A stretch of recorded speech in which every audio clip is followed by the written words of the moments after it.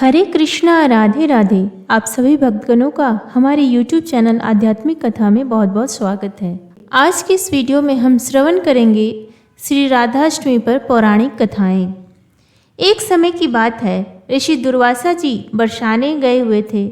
उस समय श्री राधा जी अपनी सहेलियों के साथ खेल रही थी।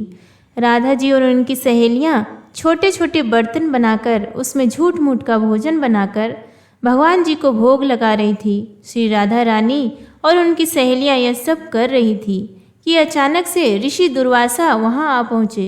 ऋषि दुर्वासा को देख श्री राधा जी और उनकी सहेलियां ऋषि के सम्मान में उठ खड़ी हुई और उनको सादर प्रणाम किया और बड़े ही सरल भाव से उनका स्वागत करते हुए उनको बैठने को कहा। ऋषि दुर्वासा भोली भाली और छोटी कन्याओं के इस सरल व्यवहार को देखकर अति प्रसन्न हुए और उन कन्याओं द्वारा बिछाए गए आसन पर जाकर बैठ गए। जिन ऋषि दुर्वासा की सेवा में कोई त्रुटि न हो जाए, इस डर से त्रिलोकी हमेशा डरती रहती थी, उन्हीं दुर्वासा ऋषि की सेवा भाव से श्री राधा जी और उनकी सहेलियां बड़े सरलता और प्रेम भाव से कर रही थी और ऋषि दुर्वासा उन्हें देखकर सिर्फ मंद मंद मुस्कुरा रहे थे। फिर राधा जी की सखियां कहती हैं कि हे ऋषि देव, क्या आपको ज्ञात है कि मेरी राधा रानी बहुत ही स्वादिष्ट लड्डू बनाती है और उन्हीं लड्डू से हमने भगवान का भोग लगाया है और अभी आपको भी प्रसाद के रूप में वितरित करेंगे।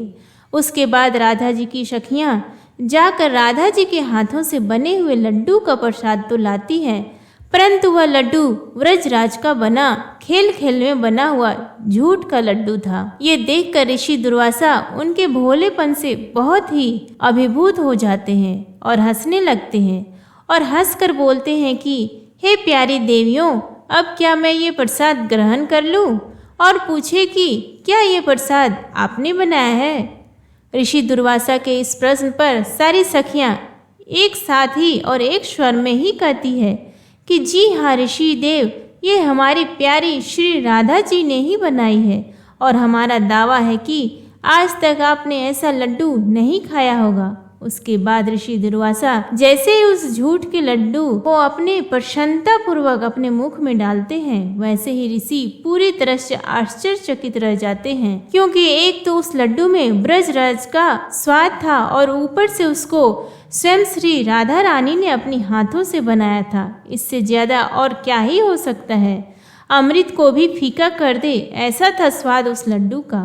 वो लड्डू खाकर ऋषि दुर्वासा की आंखों में खुशी के आंसू भर आए और उसके बाद अत्यंत प्रसन्न होकर श्री राधा जी को अपने पास बुलाते हैं और बड़े ही प्रेम से उनके सिर पर अपना हाथ फेरते हुए आशीर्वाद देते हुए कहा कि बेटी राधा, आज से तुम अमृत हस्ता हुई, मतलब अमृत बनाने वाले हाथ। तुम्हारे हाथ से बना हुआ भोजन या कोई भी पकवान खाएगा वह दीर्घायु वाला और हमेशा विजयी होगा। ऋषि दुर्वासा जी धन्य है जिनका आशीर्वाद ने श्री कृष्ण और राधा रानी की अत्यंत मनमोहक लीला के लिए एक मार्ग दिखाया। अब सुनिए राधा रानी की एक और कहानी। बरसाना में एक भक्त थे ब्रिजदास। उनकी एक पुत्री थी जिसका नाम रतिया था। यही ब्रिजदास का परिवार था। ब्रिजदास दिन में अपना काम करते और शाम को श्री जी के मंदिर में जाते, दर्शन करते और जो भी संत आए हुए होते उनके साथ सत्संग करते। यही उनका नियम था। एक बार एक संत ने ब्रिजदास से कहा, भैया हमें नंदगांव जाना है, सामान ज़्यादा है, तो तुम हमको नंदगांव पहुंचा सकते हो क्या? ब्रिजदास ने कहा, हाँ भरली।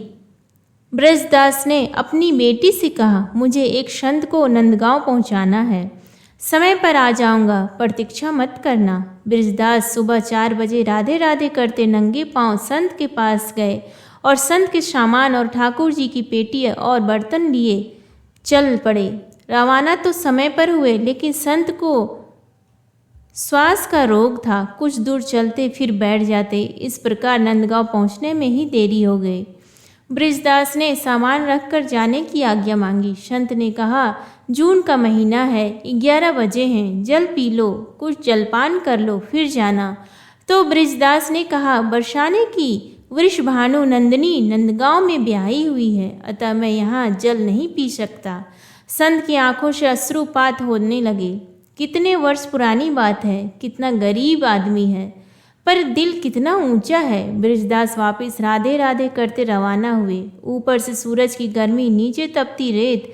भगवान को दया आ गया। वे भक्त बृजदास के पीछे पीछे चलने लगे। एक पेड़ की छाया में बृजदास रुके और वहीं मूर्छित होकर गिर पड़े।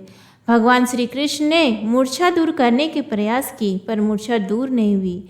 भगवान ने विचार किया कि मैंने अजामिल, गीध, गजराज को तारा, द्रौपदी को संकट से बचाया, पर इस भक्त के प्राण संकट में हैं, कोई उपाय नहीं लग रहा है।